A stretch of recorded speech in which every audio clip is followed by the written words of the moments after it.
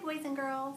It is going to be a great year. I cannot wait until Friday. I hope you're as excited as I am. We're going to have a great time. We have lots of fun things that we're going to be doing this year, lots that we're going to be learning.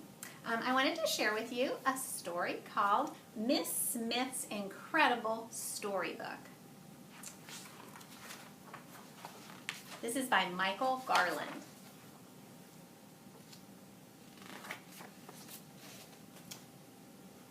It was the first day of school. Zach was waiting for his teacher to arrive. Boring, boring, he thought. Why would this year be any different from the last? Then the door swung open. Good morning, class. My name is Miss Smith, and I am your new teacher. Miss Smith seemed very different from Zach's other teachers. But the day went along like every other school day Zach could remember, until Miss Smith said, "It's story time." When she sat at her desk and started to read from the book she had brought with her, Zach couldn't believe his eyes. The storybook characters came to life, and the classroom was swept up in a swashbuckling pirate tale. Zach and the rest of his class were right in the middle of the story. He could feel the breeze in his hair and hear the waves pounding on the side of the ship. From then on, Zach couldn't wait to go to school. Every day there was a new story to look forward to. When Miss Smith finished reading, all the characters and adventure swooshed right back into her book. On Friday, Principal Rittenrotten stood in front of the class instead of Miss Smith. Miss Smith is stuck in traffic, so she has asked me to read to you until she arrives, he says. Zach wondered what would happen next.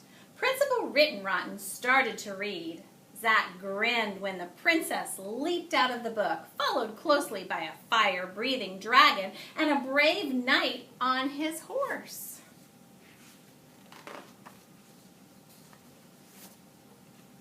Principal Rittenrotten was so surprised that all he could do was scream and throw the book up in fright.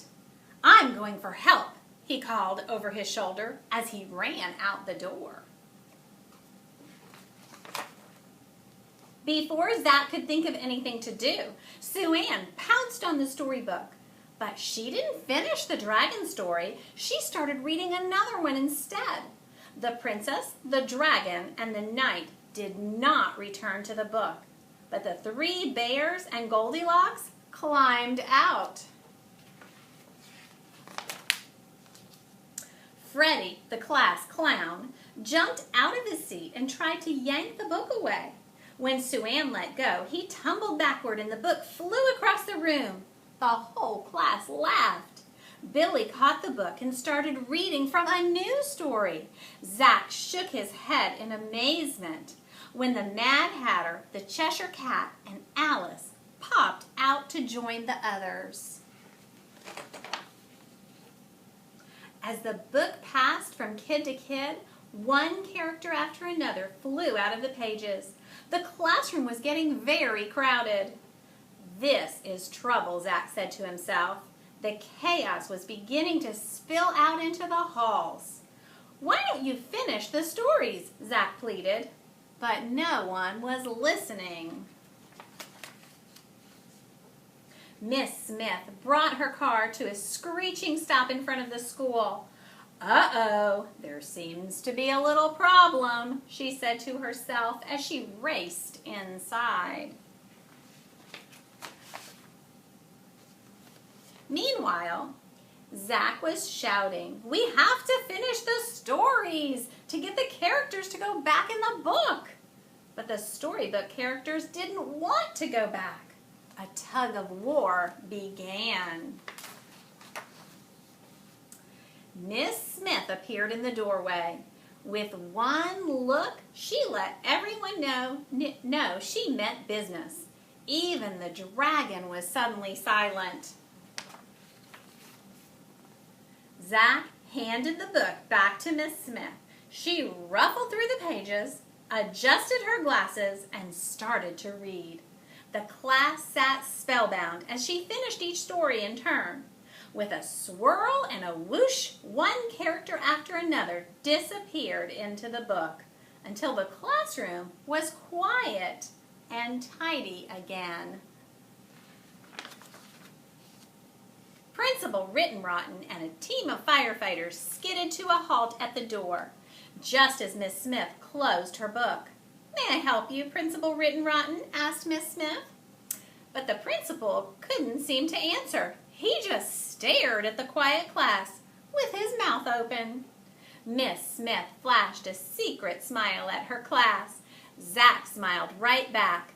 Who would have ever guessed that reading could be so much fun? Now, I can't promise you that all of the characters that we read about will come to life like that, but we sure are going to have a good time reading, and we're going to read a lot, and we're going to start on Friday. See you then.